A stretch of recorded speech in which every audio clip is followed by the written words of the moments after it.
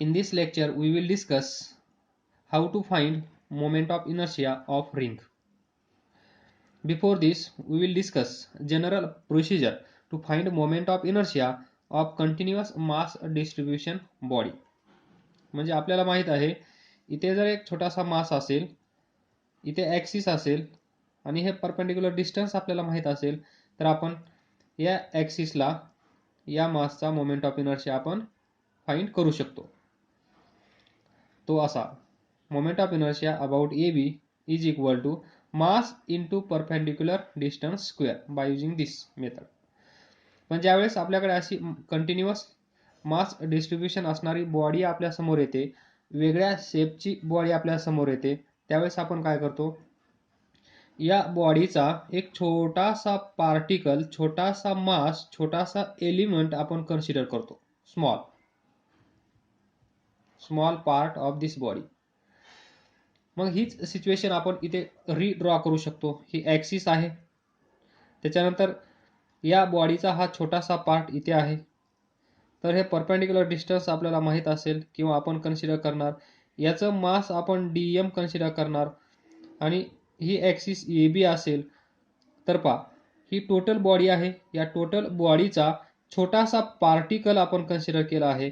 तर याच्यामुळे जो मोमेंट ऑफ इनर्शिया आपण फाइंड कराल, तो मोमेंट ऑफ इनर्शिया कसा असेल, तो पण छोटासा मास देईल आपल्याला छोटासा मोमेंट ऑफ इनर्शिया.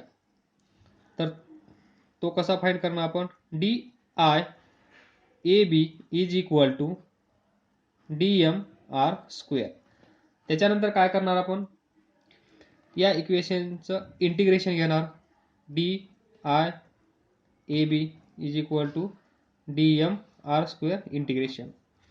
त्यानंतर या इंटिग्रेशनचे लोअर लिमिट, अप्पर लिमिट असे कन्सिडर करणार की ही टोटल बॉडी त्यामध्ये कव्हर झाली पाहिजे, असे लिमिट सिलेक्ट करणार आणि ते सिंपल एक्सप्रेशन जे असेल, मॅथमॅटिकल एक्सप्रेशन, ते सॉल्व करणार आणि आपल्याला या टोटल बॉडीचा मोमेंट ऑफ इनर्शिया भेटतो.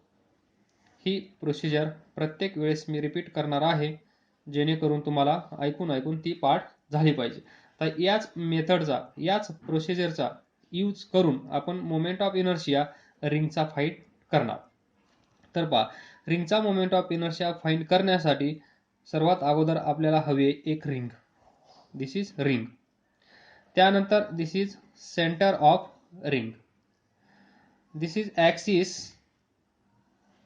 Passing through this ring.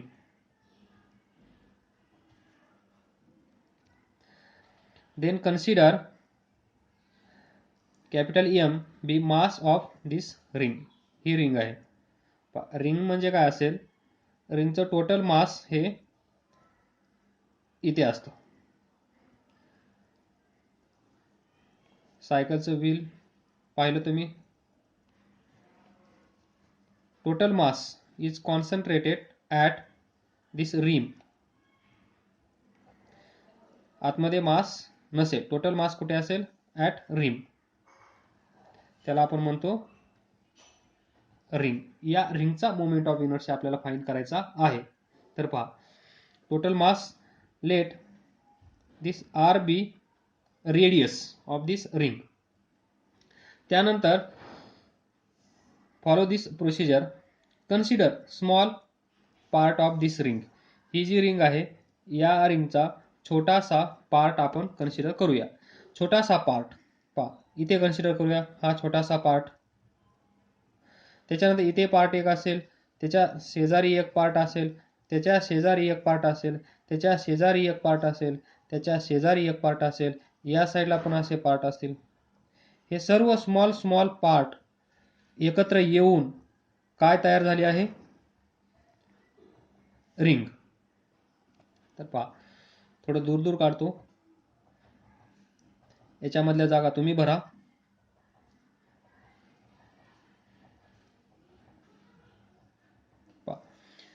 हे छोटे छोटे पार्टिकल्स मिळून काय तयार झाली, एक रिंग. हे जे पार्टिकल्स असतील त्यातला एक पार्टिकल आपण कन्सिडर करणार. That is consider small element, consider small element of ring having mass equal to dm. छोटासा मास, या रिंगचा छोटासा मास आपण कन्सिडर केला. पण to find moment of inertia we need mass number 1, number 2 perpendicular distance, आणि थर्ड ॲक्सिस, जिथे मोमेंट ऑफ इनर्शिया फाइंड करायचा आहे ती ॲक्सिस तर आपल्याकडे अवेलेबल आहे. ती सेंटरमधून पास होत आहे, म्हणून त्याला आपण त्याचा मोमेंट ऑफ इनर्शिया असा दाखवणार IG, किंवा तुम्ही याला असंही म्हणू शकता, moment of inertia about axis which is passing through centre of mass of ring. तर पहा, या 3 गोष्टी असतील तर आपण मोमेंट ऑफ इनर्शिया फाइंड करू शकतो. तर पहा, मास dm आपल्याकडे अवेलेबल आहे. परपेंडिक्युलर डिस्टन्स, हा जो पार्टिकल आहे त्याचं मास dm, याचं या ॲक्सिस पासूनचं परपेंडिक्युलर डिस्टन्स किती आहे r, ते पण अवेलेबल आहे. म्हणजे या 2 कंडिशन सॅटिस्फाय होत आहे. आणि तिसरी ॲक्सिस, जिथे मोमेंट ऑफ इनर्शिया फाइंड करायचं आहे ती ॲक्सिस नेहमी ऑलवेज अवेलेबल असेल, कारण आपण तेच मोमेंट ऑफ इनर्शिया फाइंड करण्याचा प्रयत्न करत आहोत. तर हे झालं सिंपल. आता यालाच थोडंसं मी वेगळं काढण्याचा प्रयत्न करतो. ही ॲक्सिस सेंटर ऑफ मासमधून जात आहे. त्यानंतर हा पार्टिकल इथे कन्सिडर केला आहे, एलिमेंट स्मॉल पार्ट, त्याचं मास dm आहे. परपेंडिक्युलर डिस्टन्स कॅपिटल R आहे. ॲक्सिसचा जो मोमेंट ऑफ इनर्शिया आहे इथे ॲक्सिसला, तो आहे IG. तर पहा, सर्व इन्फॉर्मेशन आपल्याकडे अवेलेबल आहे. Now we can find, but please note here, आपण एका छोट्याशा पार्टिकलचा मोमेंट ऑफ इनर्शिया फाइंड करत आहोत. पण रिंग अशा छोट्या छोट्या पार्टिकल पासून बनलेली आहे. तर छोटासा मास dm देईल आपल्याला छोटासा मोमेंट ऑफ इनर्शिया. तर पहा, dig is equal to mass dm perpendicular distance r त्याचा स्क्वेअर, हे झालं moment of inertia of this small particle. आता आपल्याला काय करायचं आहे, next integration. By taking integration on both sides we get dm r square. Left side Ig is equal to r. पहा, या पार्टिकलचं डिस्टन्स किती असेल r, या पार्टिकलचं डिस्टन्स किती असेल r, या पार्टिकलचं डिस्टन्स किती असेल r, या पार्टिकलचं डिस्टन्स किती असेल r, या पार्टिकलचं डिस्टन्स किती असेल r, कारण ही एक रिंग आहे. पहा, सर्वांचं डिस्टन्स काय असेल, इट्स रेडियस. या रिंगची जी रेडियस असेल तीच प्रत्येक या पार्टिकलचं डिस्टन्स असेल, परपेंडिक्युलर डिस्टन्स. इथे ॲक्सिस असेल अशी, ही व्हर्टिकल असेल, ही ॲक्सिस इथे कशी असेल, अशी दिस. तर पहा, म्हणजे या रिंगमध्ये r कॉन्स्टंट आहे, तर आपण r बाहेर घेऊया, ब्रॅकेटमध्ये असेल dm, तर इंटिग्रेशन ऑफ dm. तर पहा, लॉजिक पहा, dm एक dm आहे. त्यानंतर इथे पहा, हा dm, त्याच्या शेजारचा काय असेल, तो पण dm, हा काय असेल dm, हा काय असेल dm, त्याच्यानंतर हा काय असेल dm, हा काय असेल dm, हा काय असेल dm, सर्व dm. सर्व पार्टिकल्स कसे आहेत, सेम. मग प्रत्येकाचं मास किती असेल dm. तर या सर्वांना ॲड केल्यानंतर काय होईल, सर्वांचं मास जर आपण ॲड केलं तर काय भेटेल आपल्याला, dm, त्याच्या शेजारचा dm, त्याच्या पुढचा dm, त्याच्या पुढचा dm, त्याच्या पुढचा dm, त्याच्या पुढचा dm, त्याच्या पुढचा dm. या सर्वांना ॲड केलं तर काय भेटेल तुम्हाला, total mass of this ring. ही जी रिंग आहे त्या रिंगचं मास भेटेल की नाही तुम्हाला. कारण आपण काय केलं आहे, ही जी रिंग आहे त्या रिंगचं मास m आहे, टोटल मास. त्याच्यापैकी एक छोटासा पार्टिकल आपण कन्सिडर केला, परत हा दुसरा पार्टिकल, परत हा तिसरा पार्टिकल, परत हा पार्टिकल, असे सर्व पार्टिकल मिळून काय तयार झाली आहे, रिंग. मग त्या रिंगचं मास काय असेल, टोटल मास m. तर आपण इंटिग्रेशन म्हणजेच sum of all this masses, then we get R square. याचं इंटिग्रेशन काय येईल मग, कॅपिटल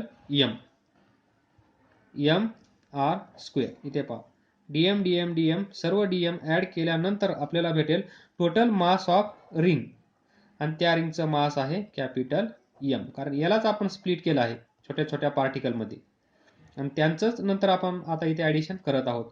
म्हणून total moment of inertia about this vertical axis which is passing through center and which is also perpendicular to plane.